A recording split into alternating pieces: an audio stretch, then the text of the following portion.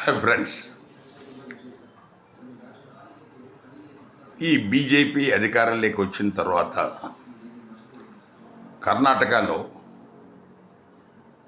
మనకు టిప్పు సుల్తాన్ పేరు ఆల్మోస్ట్ కనబడకుండా చేస్తుంది.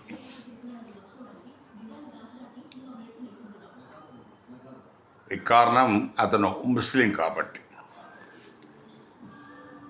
ఈ వీడియోలో మనం ప్రశ్నించదలుచుకున్నది ఏంటంటే, టిప్పు సుల్తాన్ దేశభక్తుడా, దేశభక్తుడు కాదా?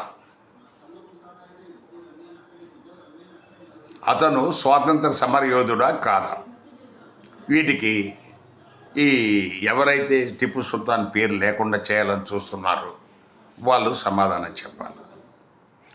ఈరోజు ఎవరైతే మేము దేశభక్తులం అని చెప్పేసి క్లెయిమ్ చేస్తున్నారో వాళ్ళందరికంటే గొప్ప దేశభక్తుడు టిప్పు సుల్తాన్. మీరు యాక్సెప్ట్ చేసినా చేయకపోయినా చరిత్ర అదే చెప్తుంది.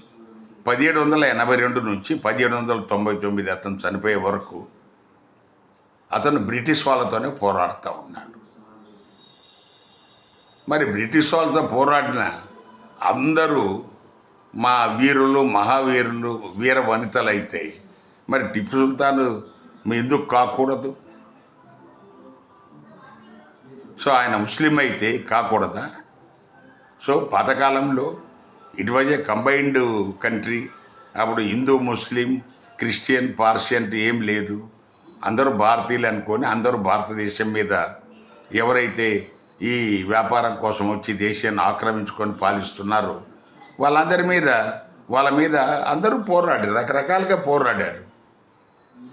మనకు ఈ ఉయ్యాలవాడ నరసింహారెడ్డి దగ్గర నుంచి ఇక్కడ అలాగే టిప్పు సుల్తాన్ చాలామంది రకరకాల ప్రాంతంలో బ్రిటిష్ వాళ్ళ మీద తిరగబడ్డారు.